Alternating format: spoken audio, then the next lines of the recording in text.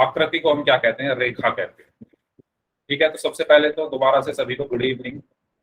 And हमारा जो पिछली क्लास में चैप्टर 12 था हेरोन का सूत्र, वो खत्म हो चुका है और आपके जो पेपर आ रहे हैं उसकी तैयारी आपकी चल रही है क्लासेस में।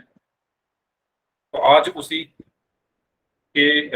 को मतलब मद्देनजर रखते हुए, आपके एग्जाम को मद्देनजर रखते हुए, लाइन एंड एंगल्स, रेखाएं तथा कोण क्या होते हैं, इसकी हम बात करेंगे।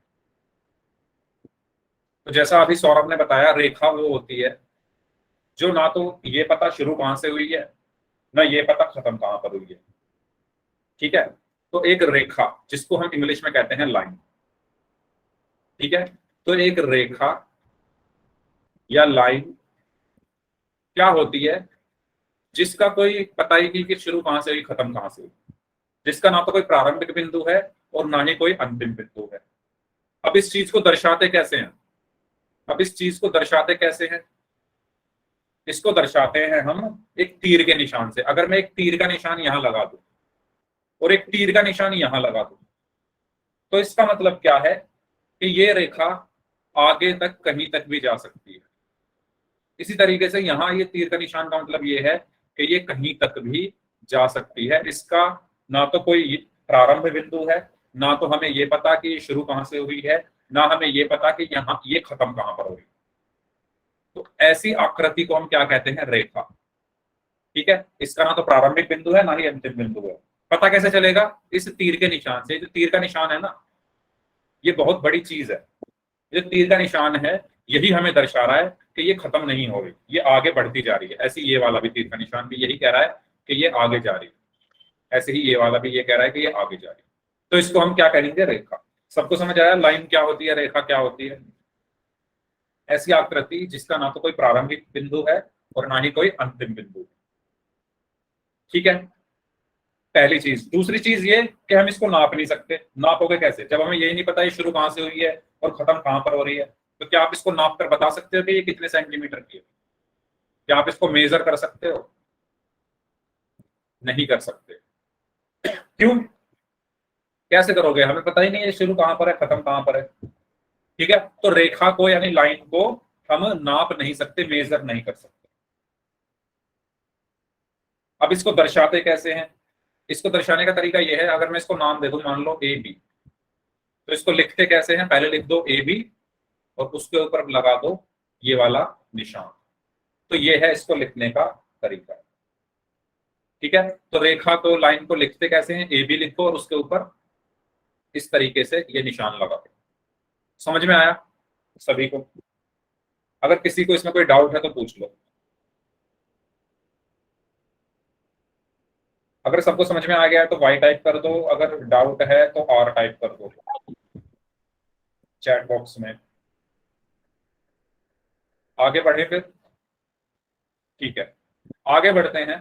अगला पॉइंट है हमारा, रेखा तो हमारी क्या हो गई जिसका ना अंतिम बिंदु है ना प्रारंभिक बिंदु है। अब है रेखाखंड। रेखाखंड, इसके नाम से ही आप पता लगा सकते हो, यानी रेखा का कुछ खंड, यानी रेखा का कुछ टुकड़ा। यानी जैसे मेरी रेखा है ए बी, इसमें से अगर मैं कोई टुकड़ा ले लूं अपने पास, इसमें से कुछ टुकड़ा निकाल लूं, मान लो मैं इतना टुकड़ा इसका निकाल लेता हूं, इतना यहां से लेकर यहां तक का इतना टुकड़ा मैं इसको काट के बाहर निकाल लेता हूं और यहां बना दिया मैंने। तो ये क्या है? रेखा का, इस पूरी रेखा का एक खंड है, एक टुकड़ा है। तो इसे हम क्या कहते हैं? रेखा खंड कहते हैं। ठीक है, और दूसरी बात, इसका प्रारंभिक बिंदु भी हमें पता होता है और इसका अंतिम बिंदु भी हमें पता होता है। अब ये आपके पास पूरी एक रेखा है, आपने उसमें से थोड़ा सा हिस्सा काटा, तो आपको ये तो पता होगा ना कि आपने कहां से काटा और कहां तक काटा। ये तो आपको पता होगा कि आपने कहां से काटा और कहां तक काटा, तो आप उसको नाप सकते हो। यानी इसका आपको प्रारंभिक बिंदु भी पता है, इसका आपको अंतिम बिंदु भी पता है। जैसे रेल की पटरियां होती हैं, रेल की जो पटरियां होती है, ट्रेन की जो पटरियां होती हैं, वो क्या है? रेखा है। क्योंकि वो, उनका आपको प्रारंभिक बिंदु आप नहीं ढूंढ सकते कहां से शुरू हुई और खत्म कहां पर जाकर हो रही है। वो लाइन बिछी हुई है, चलती जा रही है, चलती जा रही है। लेकिन अगर उसका कुछ हिस्सा आप काट दो तो आपको इतना तो पता रहेगा ना कि आपने कहां से लेकर कहां तक काटा। तो आप उसको नाप सकते हो। तो जिसको आप नाप सकते हो, जिसका आपको प्रारंभिक बिंदु और अंतिम बिंदु दोनों चीजें पता होती है, उसको हम कहते हैं रेखाखंड। ठीक है, तो रेखा और रेखाखंड में क्या अंतर है? रेखा का आपको ना तो प्रारंभिक बिंदु पता होता है, ना ही अंतिम बिंदु पता होता है। रेखाखंड का आपको प्रारंभिक बिंदु भी पता होता है और अंतिम बिंदु भी पता होता है। लाइन सेगमेंट को मेजर कर सकते हैं, लाइन सेगमेंट को इनिशियल पॉइंट भी होता है। हाँ सचिन, वही वही चीज मैं बता रहा हूँ। इनिशियल पॉइंट, फाइनल पॉइंट को मैं हिंदी में प्रारंभिक और अंतिम बिंदु बोल रहा हूँ। ठीक है, जिसको इंग्लिश में समझना है तो प्रारंभिक, यानी प्रारंभिक को हम बोलते हैं इनिशियल और अंतिम बिंदु को हम बोलते हैं एंड पॉइंट। इनिशियल पॉइंट और एंड पॉइंट, ठीक है। तो ठीक है सचिन, ओके। चलो, तो ये बात हो गई अब रेखाखंड की। रेखा और रेखाखंड तो ये हो गए। अब बात आती है किरण। किरण जैसा नाम से आपको पता लग रहा है, जैसे सूरज की किरण होती है, सूरज की जो किरण होती है वो आपको पता है सूरज से आ रही है, लेकिन वो कहां तक जा रही है क्या आप बता सकते हो? आप ये कहोगे पृथ्वी तक जा रही है, लेकिन ये जो हमारी पृथ्वी है, ये जो हमारी अर्थ है, इस पे कहां तक जा रही है? पूरी पृथ्वी पर ही जाती है सूरज की किरणें अलग अलग टाइम पर, है ना। तो यानी आपको ये तो पता है कि वो प्रारंभ कहां से हुई है किरण, लेकिन एंड कहां पर हो रही है ये नहीं पता। तो ऐसी आकृति जिसका आपको प्रारंभिक बिंदु तो पता है कि वो कहां से शुरू हुई, लेकिन आपको ये नहीं पता वो जा कहां तक रही, तो उसको हम क्या बोलते हैं? किरण बोलते हैं। ठीक है, तो किरण क्या होती है? जिसका हमें ये तो पता है कि ये आई कहां से, जैसे सूरज की किरण, ये तो हमें पता है ये आ कहां से रही है, सूरज से, लेकिन ये जा कहां तक रही है धरती पर, नहीं पता, आप नहीं पता लगा सकते। ठीक है, तो ऐसे ही किरण क्या होती है? जिसका आपको ये तो पता है कि ये शुरू कहां से हुई है, लेकिन अगर मैं कहूं ये अंत कहां पर हो रही है तो आप नहीं बता सकते। यानी अगर मैं यहां पर एक तीर का निशान लगा दूं तो ये तीर का निशान क्या दर्शा रहा है कि ये आगे तक जा रही है, और ये आगे कहीं तक भी जा सकती है। तो किरण का यानी रे का, जिसको हम रे बोलते हैं, इसका प्रारंभिक बिंदु तो हमें हमें पता होता है, इसका प्रारंभिक बिंदु हमें पता है, लेकिन इसका अंतिम बिंदु ये कहां तक जा रही है वो हमें नहीं पता। ठीक है, तो इसको हम क्या कहते हैं? किरण या रे कहते हैं। क्लियर है सभी को तीनों चीजों में अंतर?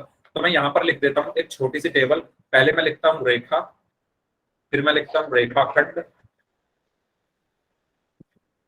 और फिर मैं लिखता हूं किरण। ठीक है, यानी लाइन,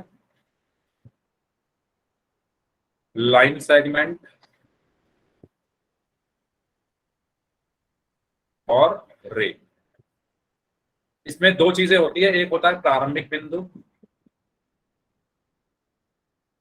जिसको हम बोलते हैं इनिशियल, एक होता है अंतिम। ठीक है, प्रारंभिक को क्या बोलते हैं? इनिशियल। अंतिम को क्या बोलते हैं? फाइनल। इनिशियल और फाइनल ही था ना, क्या था मैंने, एंड, सॉरी एंड पॉइंट। तो मैं अगर यहां पर एक टेबल की हेल्प से इसको बनाना चाहूं तो आप सिंपल कह सकते हो रेखा में ना तो प्रारंभिक बिंदु पता है ना ही अंतिम बिंदु पता है। रेखाखंड में प्रारंभिक बिंदु तो पता है लेकिन अंतिम बिंदु नहीं पता। और सॉरी सॉरी रेखाखंड, सॉरी रेखाखंड में दोनों पता होते हैं, प्रारंभिक भी पता है और अंतिम भी पता है। और किरण में हमें प्रारंभिक तो पता है लेकिन अंतिम नहीं पता। तो इस पूरी एक टेबल से हमें तीनों चीज क्लियर हो गई, अंतर समझ में आ रहा है सीधा सीधा क्या होते हैं। ठीक है, तो अगर किसी को इसमें कोई डाउट है तो बताओ।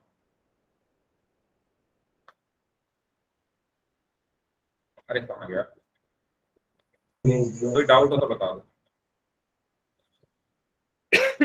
सबको समझ आ गया? आगे बढ़े फिर। ठीक है, अब बात करते हैं कोण। क्या होता है कोण? एंगल।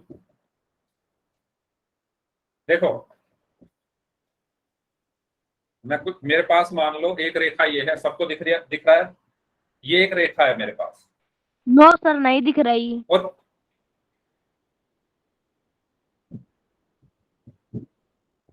अभी भी नहीं दिख रही? अब दिख रहा है? No sir. एक, बाकी लोग तो वाई टाइप कर रहे हैं। देखो, कोशिश करो दिख जाएगा। ये एक रेखा है मेरे पास, और मान लो मेरे पास दूसरी रेखा है। तो क्या आप इन दोनों के बीच में बता सकते हो कुछ कोण बना हुआ है? बताओ, ये एक रेखा है, ये एक रेखा है, तो क्या इन दोनों के बीच में कोई कोण बना हुआ है या नहीं बना हुआ? नहीं बना हुआ, क्योंकि ये अलग है, ये अलग है। लेकिन जैसे ही मैं इनको एक दूसरे से मिला दूंगा, इस पॉइंट को मैंने यहां पर मिला दिया, जैसे ही मैंने इस पॉइंट को एक दूसरे से मिलाया, तो एक कोण आपको बनता हुआ दिख रहा है, ये वाला। तो कोण कब बनता है? जब दो किरणें या दो भुजा किसी एक पॉइंट से, किसी एक बिंदु से क्या हो, शुरू हो। ठीक है, तब ये कोण बनता है। तो यही चीज मैं आपको यह बताना चाह रहा था कि मान लो एक रेखा ये है, एक रेखा ये है, और एक रेखा मैंने यहां बना दी। तो क्या इन दोनों के बीच में कोई कोण है? ये अलग अलग है, इनके बीच में कोई कोण नहीं है ना। ये यहां पर है, ये दूसरी जगह है। लेकिन अगर मैं इनको इस तरीके से पास में ले आऊं और एक ही पॉइंट से इनको शुरू करूं, ठीक है, तो अब आप साफ साफ देख सकते हो कि इनके बीच में एक कोण बन रहा है, वो है यह कोण। तो कोण कब बनता है? जब दो किरणों को या जब दो भुजाओं को, ये किरण है क्यों? क्योंकि इसका इनिशियल पॉइंट हमें पता है, शुरू कहां से हुई है, लेकिन ये जा कहां तक रही है हमें नहीं पता। ऐसे ये भी कहां तक जा रही है नहीं पता, तो इसलिए ये दोनों क्या है, किरण है, रे है। तो जब दो किरणों को या दो रे को एक किसी पॉइंट से जब हम मिला देते हैं, तो उनके बीच में क्या बनता है, एक कोण बनता है। तो ये जो कोण है इसको हम कुछ भी कह सकते हैं। मान लो मैंने बोला ए या थीटा बोल दो, ठीक है, कुछ भी बोल सकते हो, वो बाद में देख लेंगे क्या बोलना है। भाई माइक बंद कर लो, सभी लोग जिनका माइक ऑन है वो बंद कर लो। तो कोण कब बनता है, ये चीज समझ में आई सभी को? कोण कब बनता है? ठीक है, कोण कब बनता है? जब दो किरणें किसी एक बिंदु से प्रारंभ होती हैं, तो उनके बीच में कोण बनता है। ठीक है, चलो ओके, आगे चलते हैं। तो ये तो हो गई कोण की बात। अब हम बात करते हैं कोणों के प्रकार। ठीक है, कोणों के कौन कौन से प्रकार होते हैं, क्योंकि कोण कितने भी डिग्री का हो सकता है, तो उसके आधार पर ही कोणों को बांटा गया है। तो ये हैं कोणों के प्रकार: न्यून कोण, समकोण, अधिक कोण, ऋजु कोण और प्रतिवर्ती कोण। तो न्यून कोण क्या होते हैं? 0 से 90 डिग्री के बीच के जो कोण होते हैं वो न्यून कोण होते हैं। तो न्यून कोण कहां से कहां तक होते हैं? 0 से 90 डिग्री। हरी समकोण क्या होता है? 90 डिग्री के कोण को हम क्या कहते हैं? समकोण कहते हैं। ठीक है, अधिक कोण क्या होता है? 90 डिग्री से 180 डिग्री तक जितने भी कोण होते हैं वो क्या होते हैं? अधिक कोण होते हैं। ऋजु कोण क्या होते हैं? 180 डिग्री का जो कोण होता है वो ऋजु कोण होता है। पहले मैं बता रहा हूं सिंपल, फिर आपको बताऊंगा कैसे। और प्रतिवर्ती कोण क्या होते हैं? 180 डिग्री से 360। देखो कैसे समझते हैं इसको। देखो मैं दो लाइन बनाता हूं, मैं यहां पर दो लाइन बना रहा हूं। एक लाइन में बना रहा हूं रेड कलर की, या बोल दो मैं दो किरणें बना रहा हूं, ठीक है। और इसी के ऊपर एक लाइन में बना रहा हूं हरे रंग की, ये इसके ऊपर ही। तो आप मुझे ये बताओ इन दोनों के बीच कितने डिग्री का कोण है? इन दोनों के बीच कोई कोण है? 0। 0 डिग्री। वेरी गुड, ठीक है। तो ये जो दो लाइन एक दूसरे के ऊपर आ रही हैं, एक रेड वाली और एक ग्रीन वाली, एक लाल रंग की और हरे रंग की, इनके बीच में 0 डिग्री का कोण है। ठीक है, ओके। नेक्स्ट पॉइंट, अगर मैं ये जो हरी वाली लाइन है, ये जो हरी वाली लाइन है इसको धीरे धीरे ऊपर उठाता हूँ। कैसे? जैसे ये दो लाइन थी ना, एक लाइन ये थी, एक लाइन ये थी, ये एक दूसरे के ऊपर है। अब मैं धीरे धीरे ऐसे ऊपर उठा रहा हूँ हरी वाली लाइन को, ऐसे करके। ठीक है, तो मैं इस हरी वाली लाइन को क्या कर रहा हूँ, ऊपर उठा रहा हूँ इस तरीके से। तो अगले स्टेप में मैं उठाता हूँ इसको थोड़ा ऊपर, तो आप लोग देखोगे कुछ कोण आपको बनता हुआ नजर आएगा। ठीक है, ये लाल वाली लाइन थी, और अब इस हरी वाली लाइन को मैंने थोड़ा ऊपर उठा दिया। पहले इसी के ऊपर थी ये लाइन, अब मैंने इसको थोड़ा ऊपर उठा दिया। ठीक है, अब जब मैंने इसको ऊपर उठाया तो आपको साफ साफ दिख रहा है इनके बीच में कोण बन रहा है। वो कोण कुछ भी हो सकता है, वो कोण कुछ भी हो सकता है, लेकिन जब तक ये 90 डिग्री तक ना पहुंच जाए, यानी 0 से लेकर 90 तक इसके बीच में जितने भी कोण है वो सब क्या कहलाएंगे, न्यून कोण कहलाएंगे। जैसे ही ये आगे बढ़ा, आगे बढ़ते बढ़ते कहां पहुंचा, 90 डिग्री पर पहुंचा। 90 डिग्री पर कैसे पहुंचेगा, मैं अब सीधी लाइन खींच देता हूं। ये मैंने एक सीधी लाइन यहां पर खींच दी।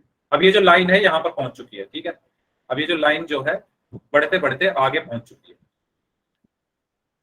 तो अब ये बना रहा है यहां पर 90 डिग्री। तो इस कोण को हम क्या बोलेंगे, समकोण। ठीक है, पहले ये लाइन इसी के ऊपर थी, फिर थोड़ा और उठी, फिर उठते उठते उठते 90 पर पहुंची। तो इस 0 से लेकर 90 तक के बीच के जितने भी कोण थे ये सभी कोण क्या थे, न्यून कोण थे। लेकिन जैसे ही ये 90 डिग्री पर पहुंची तो ये क्या बन गया, समकोण बन गया। और अब फिर ये आगे बढ़ेगी, अब और आगे बढ़ती है ये। ठीक है, और आगे मैं इसको बढ़ाता हूं, तो और आगे बढ़ते बढ़ते बढ़ते बढ़ते ये यहां आ गई, मान लो यहां पर आ गई। तो अब मैं इसको क्या बोलूंगा, अब ये 90 डिग्री से ज्यादा हो गया ना, ये 90 डिग्री से ज्यादा हो गया, तो मैं इतने कोणों को क्या बोलूंगा, इन सबको क्या बोलूंगा, बताओ, अधिक कोण। कब तक बोलूंगा मैं अधिक कोण, जब ये बढ़ते बढ़ते 180 तक आ जाएगी। जैसे ही ये बढ़ते बढ़ते कहां आ गई, अब देखो ये आ गई बिल्कुल यहां पर। ये घूम रही है लाइन, पहले इसी के ऊपर थी, फिर थोड़ी ऊपर गई, फिर 90 डिग्री पर गई, फिर बढ़ते बढ़ते अब बिल्कुल इसके सीधे सीध में आ गई। ठीक है, तो इसको मैं क्या बोलूंगा, रिजु कोण। ठीक है, या स्ट्रेट एंगल। तो ये क्या बन गया, रिजु कोण। ये क्या है, अधिक कोण। ठीक है, अब ये और आगे बढ़ेगी, और आगे बढ़ते बढ़ते 180 से आगे जितने भी एंगल आएंगे उनको मैं क्या बोलूंगा, रिफ्लेक्स एंगल या प्रतिवर्ती। समझ में आया, समझ में आया सभी को ये चित्र मैंने कैसे बनाया है। पहले ये एक दूसरे के ऊपर थे, जैसे ये एक लाइन हो गई, ये एक लाइन हो गई, पहले ये एक दूसरे के ऊपर थी इस तरीके से। ठीक है, इस तरीके से पहले ये एक दूसरे के ऊपर थी, फिर धीरे धीरे धीरे धीरे धीरे धीरे बढ़ी, यहाँ पहुंची 90 डिग्री, फिर धीरे धीरे धीरे धीरे बढ़ी, इसकी सीध में आ गई 180 डिग्री, फिर धीरे धीरे धीरे धीरे नीचे आई तो 360। ठीक है, तो 90 डिग्री, 180 और 360, ये तीन तरह के कोण होते हैं जो बिल्कुल हम इनके बीच में बाकी कोणों को डिफाइन करते हैं। ठीक है, 0 से 90 के बीच में हम रखेंगे न्यूट कोणों को, 90 पर समकोण, 90 से 180 अधिक कोण, 180 पे रिजु कोण, और 180 से आगे सारे प्रतिवर्ती कोण। ठीक है, तो ये थे कोणों के प्रकार। उम्मीद करता हूं आपको समझ में आ गए होंगे। अगर किसी को डाउट है तो रिपीट आर टाइप कर दो, और अगर समझ में आ गया है तो वाई टाइप कर दो। ठीक है, आगे चलते हैं। तो कोण क्या होता है, कितने प्रकार के होते हैं, ये सब चीजें आपको उम्मीद करता हूं हमेशा अब याद रहेंगी। आगे बढ़ते हैं। अच्छा, पोल का क्वेश्चन है ये, आपको इस क्वेश्चन का आंसर पोल में करना है। ठीक है, पोल में करना है आंसर। पोल में आपकी स्क्रीन पर भेज रहा हूं, आपको बताना है ये जो क्वेश्चन दिया हुआ है इसमें ये कौन सा कोण है। ठीक है, मैं पोल आपकी स्क्रीन पर भेज रहा हूँ, बस एक सेकंड और को। यस, पोल मैंने आपकी स्क्रीन पर भेज दिया। सभी लोग इस क्वेश्चन का आंसर करें, आपके पास सिर्फ 1 मिनट है।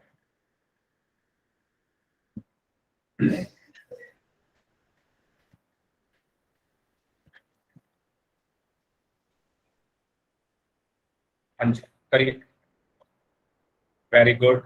क्लास में इस टाइम जितने भी स्टूडेंट हैं, ऑलमोस्ट 40 के आसपास स्टूडेंट है, सभी लोग आंसर करें।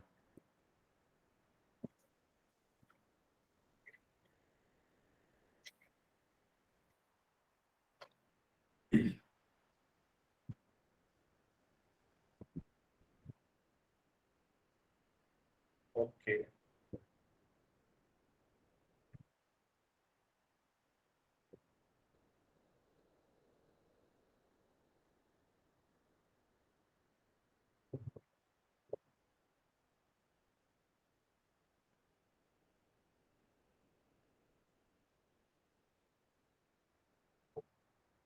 हाँ जी।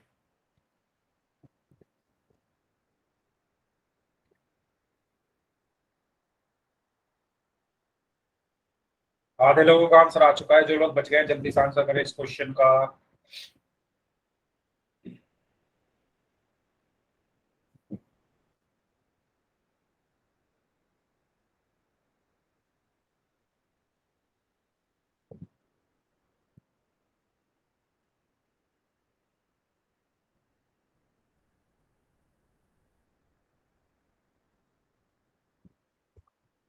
हाँ जी, 30 सेकंड और हैं आपके पास।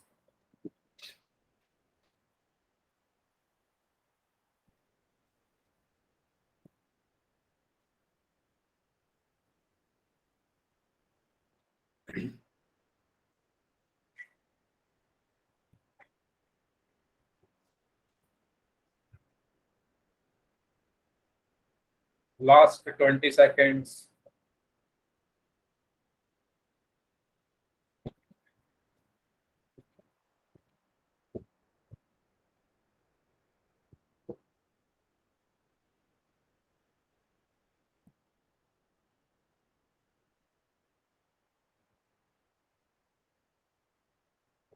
Last 10 seconds. 8 लोग और बचे हैं।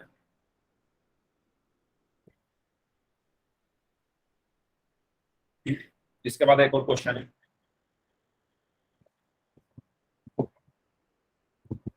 Last 5 seconds. 5, 4, 3, 2, 1। ओके, तो आसान क्वेश्चन था भाई। आप साफ साफ इसमें देख पा रहे हो, अगर ध्यान से देखोगे तो ये मान लो ये लाइन पहले इसके ऊपर होगी गई, है ना। ये लाइन मान लो पहले इसी के ऊपर होगी, फिर ये धीरे धीरे उठी है ऊपर, और ये इतनी ही उठ पाई, है ना। इससे आगे नहीं जा पाई। तो ये 90 डिग्री से कम है, साफ साफ हमें दिख रहा है। अगर ये यहाँ पहुंच जाती, मान लो ये चलते चलते चलते चलते यहाँ पहुंच जाती, तो 90 डिग्री हो जाता। लेकिन अभी तो 90 से कम है ना, है ना। यानी ये यहीं तक आ पाई, यहाँ तक।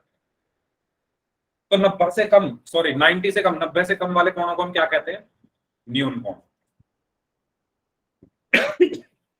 अब ये कितना भी हो सकता है ना 90 से कम, तो हमें उससे मतलब नहीं।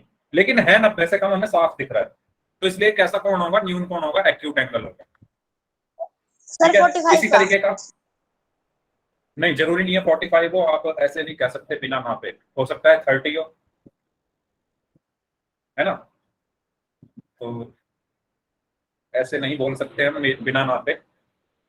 चलो नेक्स्ट क्वेश्चन करते हैं फिर। अगर सबको ये समझ में आ गया तो इसमें आपको बताना है कि ये किस तरह का कोण है। पोल मैं आपकी स्क्रीन पर भेज रहा हूँ, सोचो पहले आप। हाँ जी, पोल मैंने आपकी स्क्रीन पर भेज दिया, सभी लोग इस क्वेश्चन को करें।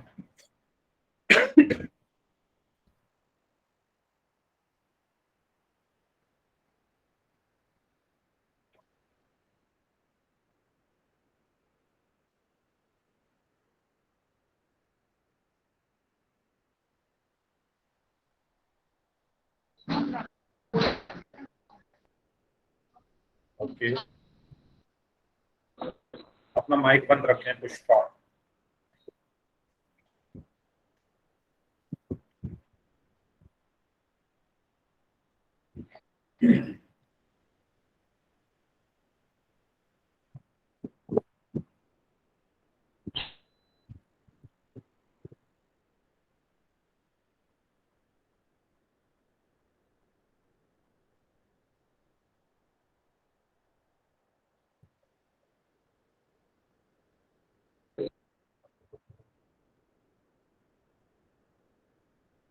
ओके,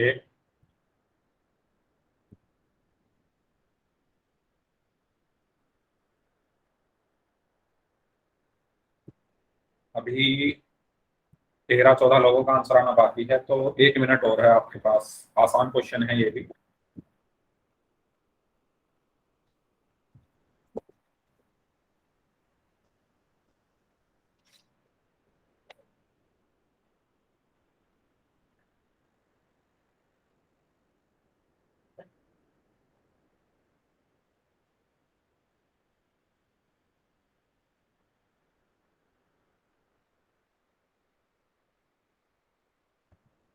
लास्ट कितने सेकंड? 20 सेकंड, सर 20 सेकंड और है आपके पास।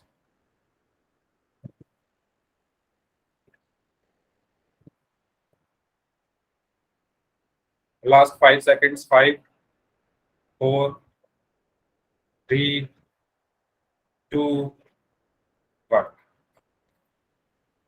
तो इसमें आप साफ देख सकते हो इस क्वेश्चन में कि ये जो लाइन है ये यहां से उठी, इस लाइन के ऊपर से उठी और उठकर 90 तक गई। यहाँ कहीं 90 डिग्री होगा, यहाँ पर है ना, यहाँ पर कहीं 90 डिग्री होगा, सीधा एंगल बनता है। 90 तो हम आसानी से पहचान लेते हैं ना, क्योंकि बिल्कुल सीधी लाइन बनती है 90 पे, तो वो तो हम आसानी से पहचान लेंगे। और ये फिर घूमती घूमती 90 से आगे गई, आगे गई, आगे गई, आगे गई, और यहाँ आकर रुक गई। ठीक है, मतलब 90 तक आई और फिर ऐसे घूमती घूमती घूमती घूमती यहाँ पर आकर रुकी है। यानी ये कहाँ आकर रुकी है? 90 के बाद, लेकिन 180 से पहले। ये जो लाइन है ये 90 के बाद रुकी है, लेकिन 180 से पहले रुकी है। तो 90 के बाद 90 यहां पर था और 180 यहां पर था, और 90 और 180 के बीच में, यानी 90 और 180 के बीच में कौन सा एंगल होता है? अधिक कोण, यानी ऑब्ट्यूज एंगल। ठीक है, तो इसका आंसर क्या होगा? ऑप्शन सी, ऑब्ट्यूज एंगल, अधिक कोण। तो ये चीज समझ में आ गई है सभी को? तो बताओ, फिर हम आगे बढ़ रहे हैं। और अगर अभी भी डाउट है कुछ तो पूछ लो। अगर सबको समझ में आ गया तो वाई टाइप कर दीजिए। अगर सर सभी लोगों को। सर हाँ जी। सर अगर 360 डिग्री का कोण हो तो उसे क्या कहेंगे? उसे कहते हैं हम कंप्लीट एंगल। अब कंप्लीट एंगल मतलब, कंप्लीट मतलब संपूर्ण ही होता है। अभी मैं बता देता हूँ कंप्लीट एंगल का मतलब। 1 मिनट। इंग्लिश में उसको कंप्लीट एंगल बोलते हैं अगर 360 डिग्री का एंगल है तो। ठीक है, ओके। तो हाँ, संपूर्ण ही बोलते हैं। ठीक है, कंप्लीट एंगल को हिंदी में बोला जाता है संपूर्ण कोण। ओके, संपूर्ण मतलब वो पूरा हो गया ना फिर। मतलब इसका मतलब तो यही हो गया ना, अगर 360 है मान लो, ये यही लाइन है, ये वाली लाइन, ये वाली घूमती घूमती घूमती घूमती घूमती घूमती वापस यहाँ पहुंच गई। तो इसने पूरा एक चक्कर कवर कर लिया ना। पहले यहाँ पर थी, फिर यहाँ से चलते चलते चलते चलते 90 पर आई, फिर चलते चलते चलते 180 पर आई, और फिर वापस घूमकर वहीं आ गई। तो उसने पूरा एक चक्कर पूरा किया है, यहां से लेकर यहां तक का पूरा एक चक्कर। तो इसलिए हम इसको क्या बोलेंगे? संपूर्ण कोण, यानी कंप्लीट एंगल। ठीक है, यस सर। ओके। और कोई डाउट? और कोई डाउट हो तो बताओ, आगे बढ़े। तो कोणों में मैं मानकर चल रहा हूं, अगर आपके एग्जाम में कोई क्वेश्चन आता है कोण से रिलेटेड तो आप उसको कर लोगे। ठीक है, नेक्स्ट पॉइंट पर चलते हैं। नेक्स्ट पॉइंट है हमारा पूरक और संपूरक कोण, कॉम्प्लीमेंट्री एंड सप्लीमेंट्री एंगल। तो ये आपको पता है सभी को? बताइए कौन बताएगा पूरक कोण क्या होते हैं, कॉम्प्लीमेंट्री एंगल क्या होते हैं?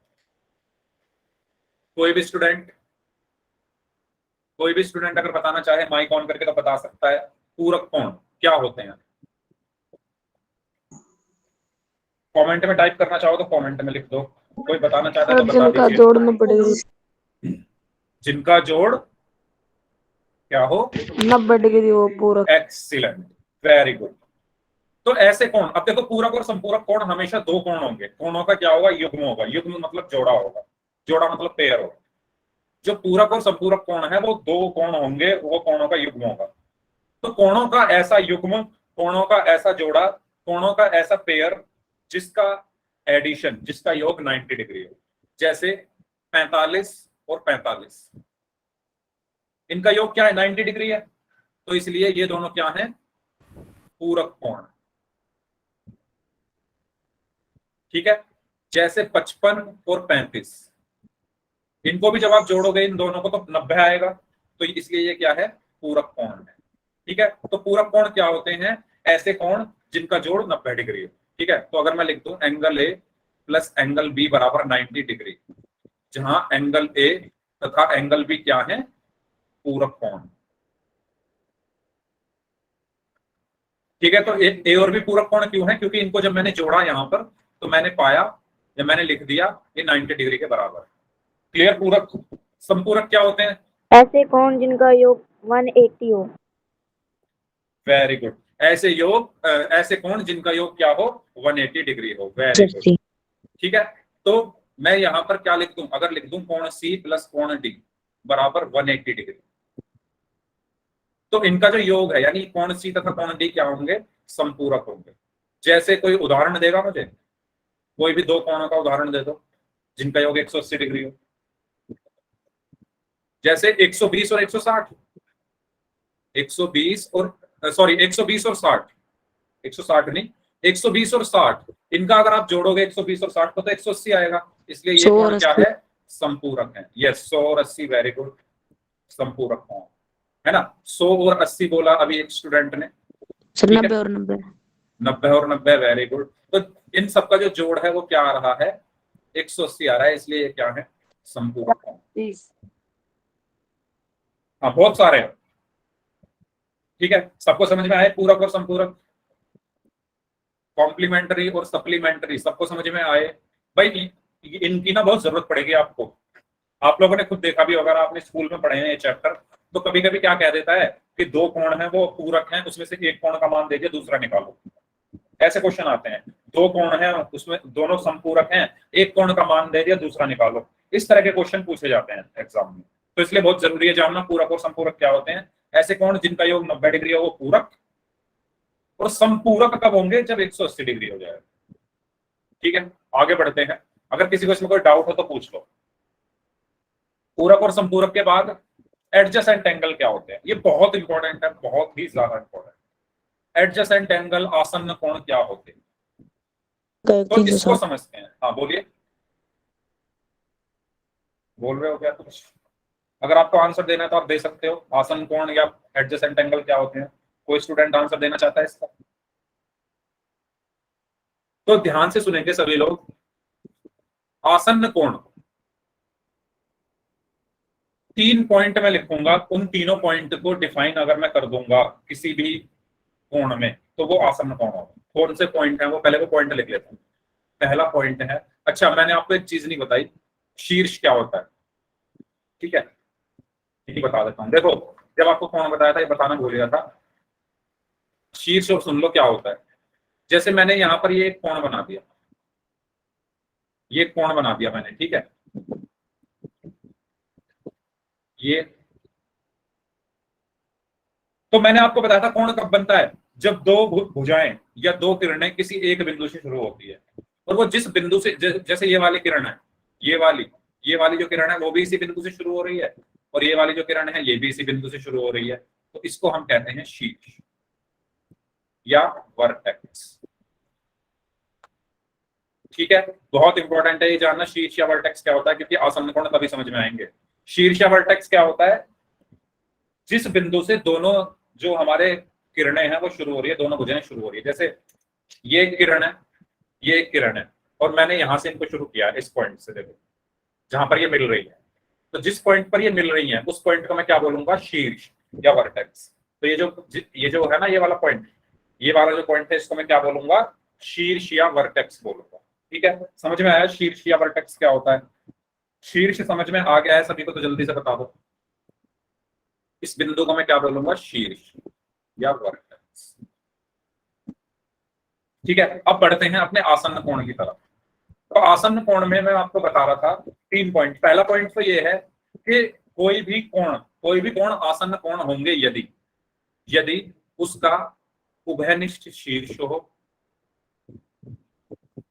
अभी मैं बताऊंगा, ये समझाऊंगा, ये सब चीजें, तो परेशान मत होना। उभयनिष्ठ शीर्ष का मतलब है कॉमन वर्टेक्स। दूसरा पॉइंट, उभयनिष्ठ भुजा हो, उभयनिष्ठ भुजा हो मतलब कॉमन आर्म या रे भी लिख सकते हो, ठीक है। तीसरा पॉइंट, अपना माइक बंद रखें प्लीज। जो भुजाएं उभयनिष्ठ नहीं है, जो भुजाएं उभयनिष्ठ नहीं है, उनकी जो भुजा उभयनिष्ठ नहीं है वो उभयनिष्ठ भुजा के विपरीत दिशा में है। उभयनिष्ठ भुजा के विपरीत दिशा में, इस चीज को समझते हैं। सबसे पहला पॉइंट है कि अगर दो कोण आसन्न कोण होंगे, दो कोण आसन्न कोण होंगे अगर उनका शीर्ष उभयनिष्ठ है, यानी जो इनका वर्टेक्स है वो क्या है, कॉमन है। इस चित्र को देखो, ये चित्र जो बना हुआ है इसको ध्यान से देखो। इसमें अगर आप ध्यान से देखोगे दो एंगल है, एक तो कौन सा है, एंगल को लिखना सबको आता है। अगर मैं कहूं कि ये, मैं यहां पर बना देता हूं, ठीक है, इसको बोल देता हूं मैं ABC, ये इसके 3 एंगल है। तो अगर मुझे एंगल B लिखना है तो मैं कैसे लिखूंगा, कोई बताएगा मुझे? अगर मुझे इस एंगल B को डिनोट करना है तो कैसे करूंगा एंगल को लिखने का तरीका? अगर मुझे एंगल B को लिखना है तो मैं कैसे लिखूंगा? जिस एंगल की बात हो रही है, इस एंगल की बात हो रही है ना B की, वो बीच में आता है। ये जो B है ये बीच में आएगा। कैसे? ये है ना B, तो इसको हम कैसे लिखेंगे? ABC, ठीक है, एंगल ABC, इसको, ठीक है। अगर C को लिखना है तो कैसे लिखेंगे? एंगल C की बात हो रही है तो C कहाँ आएगा? बीच में आएगा। CAB नहीं, ACB। इस C की बात हो रही है ना, तो C जो है वो A और B के बीच में आएगा। B की बात हो रही थी तो B जो है वो A और C के बीच में आ रहा था। अगर मुझे इस एंगल A को लिखना है तो कैसे लिखूंगा? A बीच में आएगा, BAC। ये B और C कैसे भी लिख सकते हो, उससे फर्क नहीं पड़ेगा, लेकिन जिस एंगल की आप बात कर रहे हो वो बीच में आएगा, ठीक है। जैसे A की बात करी तो A बीच में आया B और C के, अगर B की बात कर रहा हूं तो B बीच में आ रहा है A और C के, और अगर C की बात कर रहा हूं तो C बीच में आ रहा है A और B के। तो ऐसे हम एंगल को एक लिखते हैं, ये सबको पता है,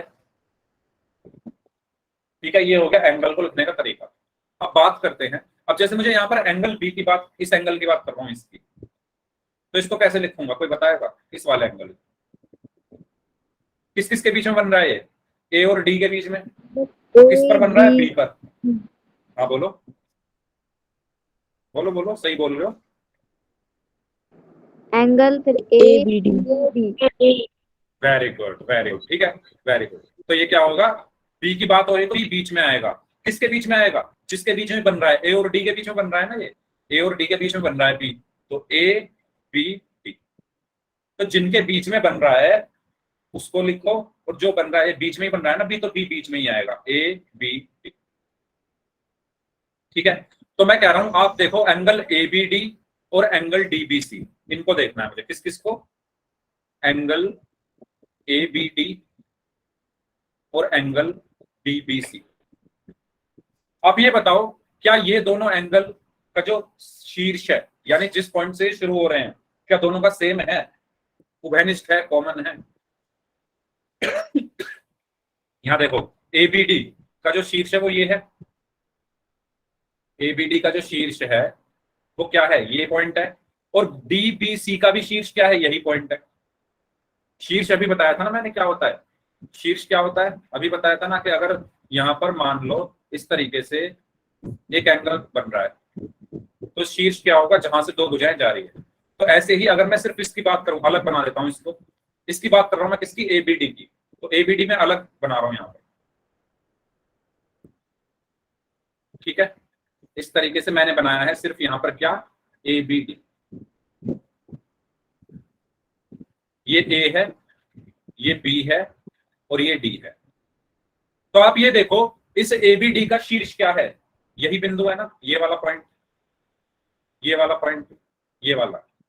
सही कह रहा हूं गलत कर रहा हूं? शीर्ष क्या होता है? जहां से दोनों जो किरणें हैं वो शुरू करती हैं, जहां मिलती हैं, एक तरीके से कह सकते हैं।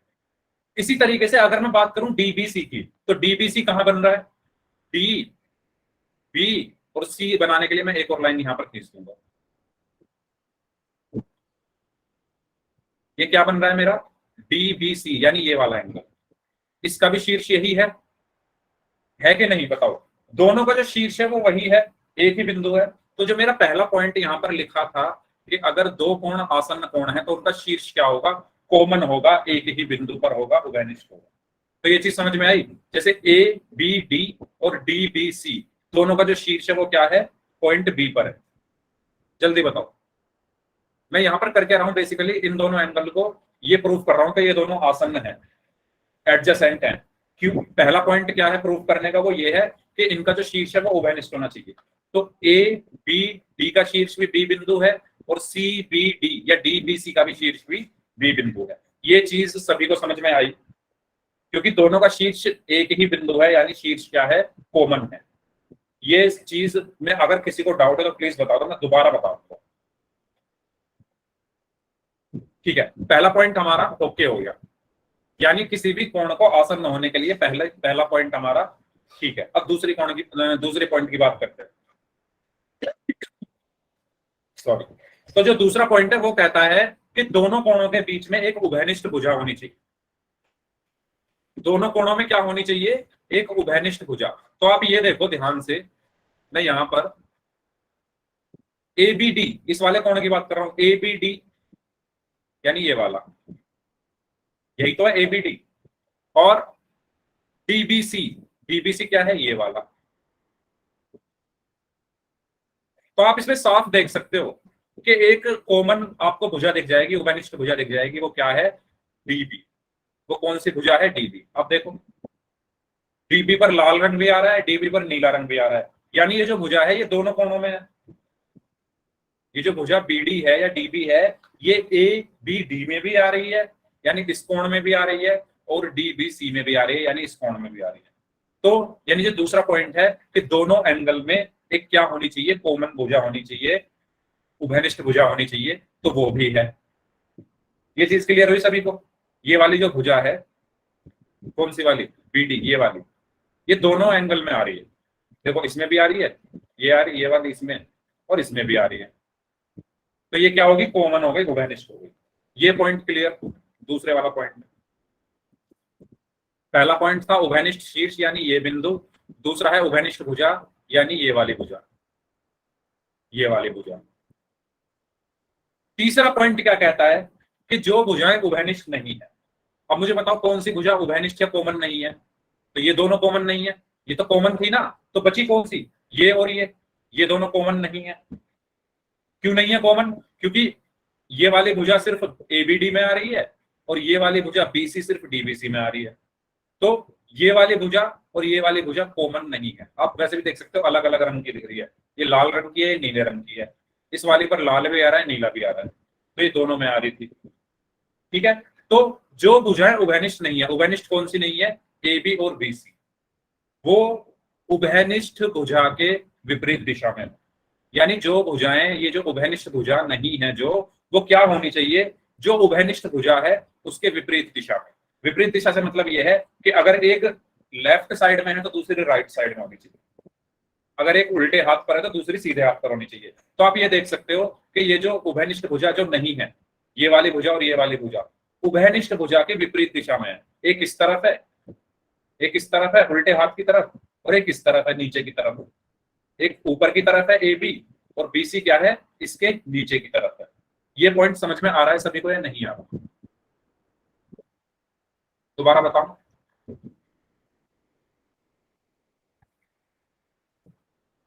दोबारा बताता हूं। देखो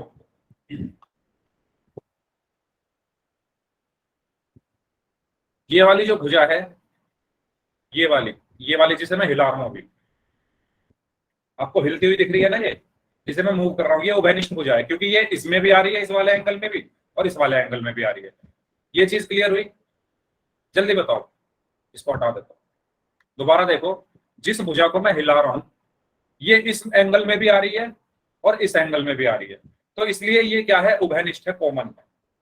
ठीक है, अब मैं देखो इस वाली भुजा को हिला रहा हूं, इसको देखो, ये वाली जो भुजा है ये सिर्फ इसी एंगल में है। आप देखो ना, ये सिर्फ किसमें है, एबीडी में है, इसमें ही है बस, एबीडी में, है ना। और इसी तरीके से ये जो नीचे वाली भुजा है, ये वाली, ये सिर्फ इसमें है, इस वाले एंगल में, यानी डीबीसी में, इस वाले में ही। तो ये दोनों क्या है, उभयनिष्ठ नहीं है। उभयनिष्ठ क्यों नहीं है, क्योंकि ये अलग है और ये वाली जो थी, ये वाली, ये अलग थी। ये चीज समझ में आई, उभयनिष्ठ क्यों है। ये वाली उभयनिष्ठ इसलिए क्योंकि ये इसमें भी आ रही है और इसमें भी आ रही है। ओके, इसके बाद अब आप देखो, जो भुजाएं उभयनिष्ठ नहीं है वो उभयनिष्ठ भुजा के विपरीत दिशा में होनी चाहिए। तो आप ये देखो ना ध्यान से, ये जो लाल वाली लाइन है, ये नीली वाली लाइन के जो उभयनिष्ठ भुजा है, उससे कौन से हाथ पर है, उल्टे हाथ पर है, ठीक है। और ये जो नीली वाली लाइन है, नीचे वाली जो लाइन है, ये इस वाली लाइन के सीधे हाथ पर है। तो विपरीत दिशा में हो गई या नहीं हो गई, ये इधर है नीचे की तरफ, और ये वाली जो लाइन थी, ये वाली, ये कहाँ थी, ये ऊपर की तरफ है, यानी साइड में ऊपर की तरफ। तो ये क्या है, विपरीत दिशा में, किसके, इसके, किसके, इस वाली लाइन के, उभयनिष्ठ भुजा की विपरीत दिशा में आ रही है दोनों, ठीक है। तो अगर ये तीनों पॉइंट किसी लाइन पर फॉलो हो रहे हैं, तो वो जो लाइन, वो जो कोण होते हैं, वो कोण क्या होते हैं, आसन्न कोण होते हैं। समझ में आई सभी को ये चीज। इन दोनों कोणों में ये तीनों चीजें फॉलो हो रही है। इन दोनों कोणों का शीर्ष एक जैसा है, इन दोनों कोणों की एक उभयनिष्ठ भुजा है, और इन दोनों कोणों में जो उभयनिष्ठ भुजा नहीं है, यानी ये वाली और ये वाली, वो इस उभयनिष्ठ भुजा के क्या है, विपरीत दिशा में, यानी एक उल्टे हाथ पर है तो एक सीधे हाथ पर। बताओ, ये चीज क्लियर हुई सभी को। कोई डाउट हो तो पूछो। अगर कोई डाउट है तो आर टाइप कर दो, अगर समझ में आ गया तो वाई टाइप कर दो।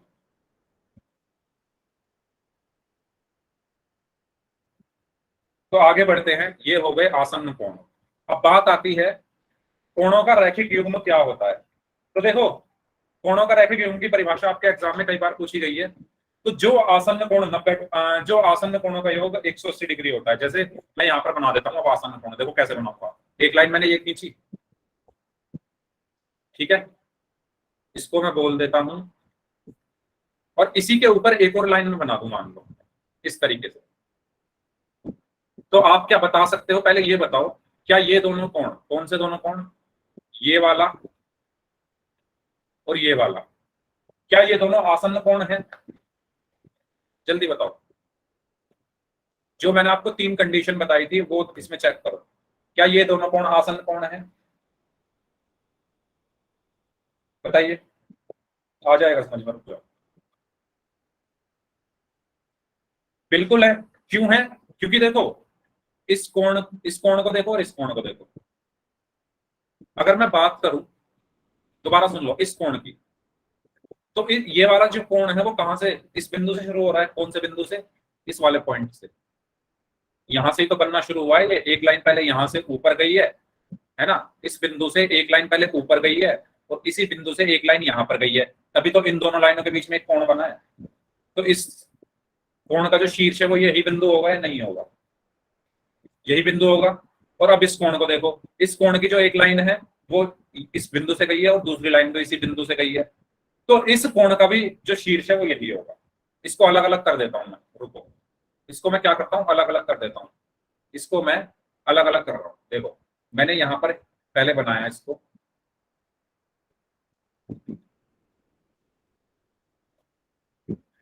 इसको मैं अलग कर रहा हूं, और इस वाले को मैं अलग कर रहा हूं। मैंने इनको बीच से तोड़ दिया। अब समझो, ठीक है, इस तरीके से मैंने यहां से बीच में से इस जो चित्र को है ना, इसको तोड़ दिया है बीच में से, या ये कह दो मैंने इसको बीच में से यहां से क्या कर दिया है, काट दिया है। ठीक है, बीच में से ऐसे मैंने इसको काट दिया, तो एक हिस्सा इधर गया, एक हिस्सा इधर गया। अब आप देखो ध्यान से,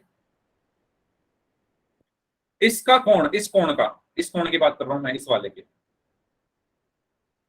इस कोण का बिंदु शीर्ष यहां पर है, इस कोण का शीर्ष कहां पर है, यहां पर है। शीर्ष क्या होता है, जहां से दोनों भुजाएं क्या होती हैं, शुरू होती है। तो यहीं से तो शुरू हो रही है, दोनों जहां मिलती हैं, ये कह सकते हो दोनों भुजा जहां पर मिलती हैं उसको हम क्या कहते हैं, शीर्ष कहते हैं। तो ये वाली भुजा और ये वाली भुजा कहाँ मिल रही है? यहाँ पर मिल रही है, तो इसका शीर्ष ये होगा। इसी तरीके से इस वाले कोण की अब बात करूं मैं, इसकी जो मैंने बीच में से काटा है, तो इसका शीर्ष भी यही होगा, क्योंकि यहाँ पर मिल रही है दोनों रेखाएं, ये वाली रेखा और ये वाली रेखा इस बिंदु पर मिल रही है, तो इसका शीर्ष भी यही होगा। और रियलिटी तो ये है कि मैंने इनको काटा है, जब मैं इनको मिला दूंगा तो दोनों का शीर्ष यही बिंदु होगा या नहीं होगा। जब मैं इनको वापस से मिला दूंगा, मिला देता हूं मैं इनको, अब मैं इनको क्या करता हूं, वापस से एक लाइन में मिला देता हूं। पहले तोड़ा था, मैंने मिला दिया। तो अब आप ये बताओ, ये इधर गया मिलते हुए, तो यहीं तो जाकर मिलेगा, जब तो ये लाइन आई। तो जो ये जो पॉइंट है, ये वाला जो पॉइंट है, दोनों का आप कह सकते हो कॉमन है ना। इस एंगल को बनाने के लिए भी इस एंगल की दोनों लाइन इस पॉइंट पर मिल रही है, और इस वाले एंगल को बनाने के लिए भी इस एंगल की दोनों लाइन इस पॉइंट पर मिल रही है। तो इसका जो शीर्ष है वो क्या है? कॉमन है। ये चीज समझ में आई? पहले ये बताओ, जल्दी बताओ, शीर्ष क्या होता है? समझ में आ गया है? अगर अभी भी समझ में नहीं आया तो आप रिकॉर्डिंग देखना दोबारा से, जब तक समझ में ना आए देखते रहना और खुद से ट्राई करना, ठीक है? चलो, ये तो हो गई शीर्ष की बात। तो इसका जो शीर्ष है वो क्या है? एक जैसा है। अब बात आती है उभयनिष्ठ भुजा। तो आप ये देखो, अगर मैं इसको ओ नाम दे दूं, इसको ए नाम दे दूं, इसको बी नाम दे दूं और इसको सी नाम दे दूं, और मैं बात कर रहा हूं एंगल AOC और एंगल BOC, तो आप इसमें साफ देख सकते हो कि जो भुजा OC है, जो भुजा OC है वो दोनों में आ रही है। ये जो भुजा OC है, ये इस एंगल में भी आ रही है AOC में, और ये OC इसमें भी आ रही है BOC में। नाम में ही देख लो ना, आप नाम से भी देख सकते हो, AOC में भी OC आ रहा है और BOC में भी OC आ रहा है। यानी जो OC भुजा है वो क्या है? दोनों की उभयनिष्ठ है, उभयनिष्ठ भुजा। और आप ये भी देख सकते हो, जो O है, O भी तो कॉमन आ रहा है, और जब O कॉमन आ रहा है तो मतलब ये है कि इन दोनों का जो पॉइंट है, मिलने का जो पॉइंट है वो O है। आप नाम से भी समझ सकते हो इस चीज को, ये O आ रहा है ना बीच में, यानी इस दोनों में O आ रहा है, तो यानी दोनों का जो मिलने का पॉइंट है वो O है, यानी इनका शीर्ष O है। दोनों में OC आ रहा है, यानी दोनों में एक भुजा OC जो है वो उभयनिष्ठ है। और तीसरा पॉइंट ये है कि जो भुजा उभयनिष्ठ नहीं है, अब OC तो उभयनिष्ठ है, उभयनिष्ठ कौन सी नहीं है? एक तो ये वाली और एक ये वाली, यानी OA और OB, ये उभयनिष्ठ नहीं है। तो ये जो उभयनिष्ठ भुजा के क्या है? विपरीत दिशा में होनी चाहिए। तो देखो, OA इस तरफ है और OB इस तरफ है, विपरीत दिशा में है ना, इसके उभयनिष्ठ भुजा के विपरीत दिशा में है दोनों। ये मेरी उभयनिष्ठ भुजा थी OC, इसके विपरीत में OA है और दूसरी तरफ OB है। तो हमारे तीनों पॉइंट यहाँ पर फॉलो हो गए, इसलिए मैं कहूंगा AOB और BOC क्या है? आसन्न कोण है। और अगर आप ध्यान से देखो, AOC और BOC में दोनों का जो योग है वो 180 डिग्री है ना। ये पूरा एंगल कितना है? ये पूरा एंगल कितना है? 180 डिग्री। यानी मैं कह सकता हूं कि angle AOC plus angle BOC बराबर 180 डिग्री है। ये लाइन समझ में आई सभी को? ये पूरा एंगल 180 है ना, यहां से लेकर यहां तक, यानी ये प्लस ये कितना होगा? 180 डिग्री। तो वही लिखा है मैंने, AOC प्लस BOC बराबर 180 डिग्री। और जिन आसन्न कोणों का योग 180 डिग्री हो, क्योंकि ये आसन्न कोण थे AOC और BOC, और इनका योग भी 180 है, उन आसन्न कोणों को हम कहते हैं कोणों का रैखिक योग। ठीक है, पहली चीज मैंने ये समझाई कि ये दोनों आसन्न कोण है, फिर मैंने ये समझाया कि इन दोनों आसन्न कोणों का योग 180 डिग्री है। तो जिन आसन्न कोणों का योग 180 डिग्री होता है, यहां पर लिख रहा हूं मैं, जिन, ये क्वेश्चन एग्जाम में कई बार पूछा गया है कि कोणों का रैखिक योग क्या होता है, तो इसको नोट कर लो। जिन आसन्न कोणों का योग 180 डिग्री होता है वह कोणों का रैखिक युग्म कहलाता है। ठीक है, या इसको हम क्या कह सकते हैं? Linear pair of angles. ठीक है, लीनियर पेयर ऑफ एंगल, कोणों का रैखिक युग्म या लीनियर पेयर ऑफ एंगल।